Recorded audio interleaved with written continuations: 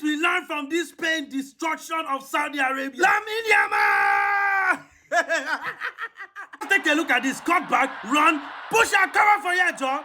Oh, you want to call out? This was the first minute of the game. The first action of the game. Lamine Yamal is already tormenting players. What did I tell you people? All they have to do is to start Lamine Yamal and Spain will immediately start doing well. Lamine Yamal is the catalyst. He is the person that set this team on fire. He's the person that unlocks this player. See Oyarzabal. What did he play yesterday with that Yamal? Look at him today with Yamal. 2 goals, 1 assist. Spain has not scored a single open play goal throughout this tournament without Lamine Yamal on the pitch. They've not. Even the goal that they scored after Lamine Yamal left was an own goal. They've not scored a single open play goal without this guy on the pitch. I know some of you haters now be my comment section say, but he was not really doing much in this game. First of all, Lamine Yamal is already coming from an injury, so he actually is not as explosive as he normally is. But secondly, there's a thing called gravity. Lamine Yamal's presence in a team is a potential danger. Defenders are always going to be on the lookout for Yamal, giving his teammates more opportunities to take more chances. Which brings me to Oyarzabal. I remember that my last Spain video. Most people were telling me, talk about Oyarzabal. Why don't talk about Oyarzabal not being good? And I told them that I will not. I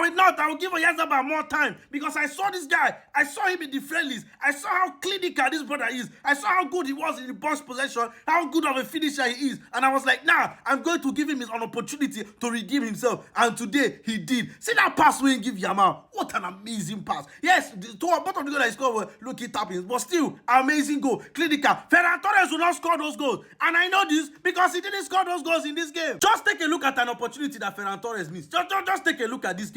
Open net, well not open net, one-on-one with the goalkeeper, and he played the ball wide. And the worst part is that this could have actually been an amazing team goal for Spain. Look at right now, Cucurella will give the ball to Rodri, who finds an amazing angle to pass the ball to Ferran Torres, who plays it wide. Look how wide he played it. Shout out to Rodri though, an unsung hero in the midfield today. This brother is just low-key, stacking amazing upon amazing performances. Look at that pass that I just showed you that he gave to Ferran Torres. That was just one of the amazing passes he gave in this game. Amazing, beautiful performance from him. The MVP of the midfield. He was better than Pedri today too. So honestly, shout out to him. Now let's actually talk about this Saudi Arabia team. 5 players from Al Hilal, 2 players from Al Nassr, and 1 player from Al Ahly. This is the type of performance people put down today. I have never seen a worse national team than the Saudi Arabia that I watched today. Like throughout this tournament, I don't think there's a national team worse than Saudi Arabia today. It's like they were playing in limbo. They were doing nothing. And just like I've showed you, these are all Saudi League players. This is supposed to be the league that is better than Ligue 1, that is better than MLS.